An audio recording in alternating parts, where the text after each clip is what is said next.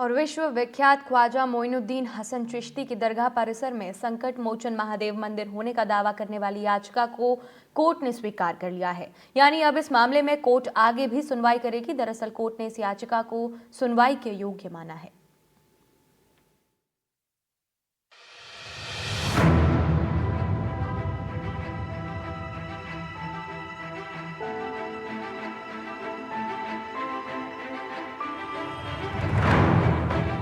अजमेर ख्वाजा गरीब नवाज की दरगाह के पहले शिव मंदिर होने के दावा मामले में कोर्ट ने बड़ा आदेश दिया है। सिविल कोर्ट के जज मनमोहन चंदेल ने दावा करती याचिका को स्वीकार कर लिया।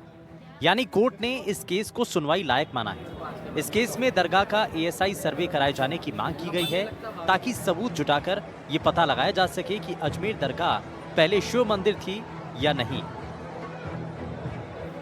कोर्ट ने बुधवार को सुनवाई के बाद नोटिस के निर्देश जारी किए। संभल में जामा मस्जिद के सर्वे के आदेश के बाद वहां हुई हिंसा के बाद अब अजमेर दरगाह के सर्वे को लेकर आया ये आदेश काफी अहमियत रखता है। पूजा के अधिकार की मांग, दरगाह को संकट मोचन मंदिर घोषित किया जाए, पूजा पाठ करने का अधिकार दिया जाए, दरगाह में एएसआई का सर्वे हो। हरविलास शारदा ने पुस्तक में उल्लेख किया और उसी पुस्तक को आधार बना करके ये केस दाखिल किया गया।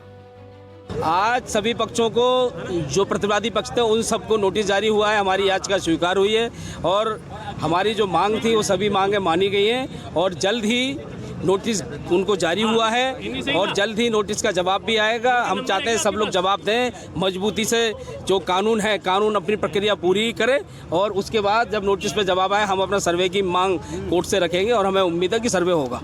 कौन से डिपार्टमेंट को नोटिस? ऐसा अल्पसंख्यक मंत्रालय और आर्कोलॉजिक सर्वे ऑफ इंडिया और दरगाह कमेटी अजमेर। इस दरगाह के बाबत अब मुद्दा उठाना एक द्वेष भावना पूर्वक और एक जनता को भ्रमित करने के लिए और जनता को हर प्रकार से मिसगाइड करने के लिए, उत्तेजित करने के लिए द्वेष भावना पूर्वक जानबूझ के किया गया है, जो कि सर्वथा गलत है। और किसी भी सिरे से ये कहीं से भी, चाहे वो विधिक हो, चाहे तथ्यात्मक हो, चाहे वो दस्तावेजी हो या माननीय सर्वोच्च न्यायालय के निर्णय हो, उसको देखते हुए कहीं से भी चलने योग्य नहीं है। और दर्ज करना ये तो न्यायालय का कर्तव्य रहता है, क्योंकि दर्ज करते समय न्यायालय को केवल मात्र कोर्ट फीस देखना, दावे के समन की कॉपी दावे की प्रतियां देखना और दावे का एक कॉज देखना ही होता है। उसमें किसी प्रकार का विवेचन करने की अधिकारिता क्योंकि न्यायालय को नहीं होती है, इसलिए ये सामान्य रूप से दर्ज किया गया है। हमें मौका मिलेगा, हम इसका कठोर विरोध करेंगे और संभवतः हम इसको प्रारंभिक स्थिति पे खारिज कराने में सफल होंगे। कोर्ट के आदेशानुसार अजमेर दरगाह कमेटी, अल्पसंख्यक विभाग और एएसआई को नोटिस जारी किए जाएंगे। हिंदू सेना के राष्ट्रीय अध्यक्ष विष्णु गुप्ता ने वकील रामनिवास बिश्नोई और ईश्वर सिंह के मार्फत कोर्ट में वाद दायर किया था। दरअसल कोर्ट में बहस के दौरान भगवान शिव के बाल स्वरूप की तरफ से वकील राम स्वरूप बिश्नोई और ईश्वर सिंह की ओर से बहस की गई। इसमें कहा गया कि दरगाह से पहले यहाँ शिव मंदिर था, जिसके कई साक्ष्य दस्तावेज के रूप में कोर्ट के सामने पेश किए गए हैं। फिलहाल इस मामले को लेकर 1991 पूजा स्थल एक्ट यहाँ लागू नहीं होता है। दरगाह में कभी किसी को पूजा करने नहीं दी गई। दरगाह में पूजा के लिए अंदर जाने ही नहीं दिया, इसीलिए ये एक्ट यहाँ लागू नहीं हो सकता है। बाबरी मस्जिद को छोड़ के 1947 तक जो स्टेटस को रहा है, जितनी भी रिलीजियस प्लेसेस का वो रहेगा, फिर ये चीज़ें करने की क्या ज़रूरत है?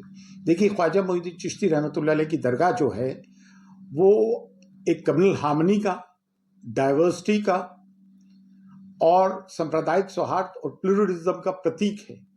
यूनिटी एंड डाइवर्सिटी को प्रमोट करता है, लेकिन उसके साथ साथ अफगानिस्तान से लेकर इंडोनेशिया तक सब में बड़ा इस्लाम का मरकज भी है। इसकी करोड़ों अरबों अनुयायी हैं। तो ये कोई तमाशे वाली बात तो है नहीं कि ये रोज रोज का तमाशा होता रहेगा, हम कहते रहेंगे। अभी इन्होंने 3 पार्टीज को जो है नोटिस भेजा है, 20 दिसंबर को इनकी तारीख है। सदियों पुरानी मस्जिदों पे ये लोग इस तरह की हरकतें कर रहे हैं, लेकिन ये चीज़ें हैं देश हित में नहीं है, देश के हित में ये कतई तौर से नहीं है। हम देख रहे हैं क्या करना है, करेंगे और इंशाअल्लाह किसी की ये मुरादें पूरी नहीं होंगी कि यहाँ पे कुछ हो जाए। ये गरीब नवाज की दरगाह थी, है और इंशाअल्लाह रहेगी। दरअसल इस याचिका में दावा किया गया था कि दरगाह की जमीन पर पहले भगवान शिव का मंदिर था। वहां पूजा पाठ और जलाभिषेक किया जाता रहा है। दरगाह परिसर में एक जैन मंदिर होने का भी दावा किया गया है। याचिका में अजमेर के रहने वाले हरविलास शारदा द्वारा 1991 में लिखी गई एक पुस्तक का हवाला इस पूरे मामले को लेकर दिया गया है। एनडीटीवी राजस्थान के लिए अजमेर से पवन आचार्य की रिपोर्ट।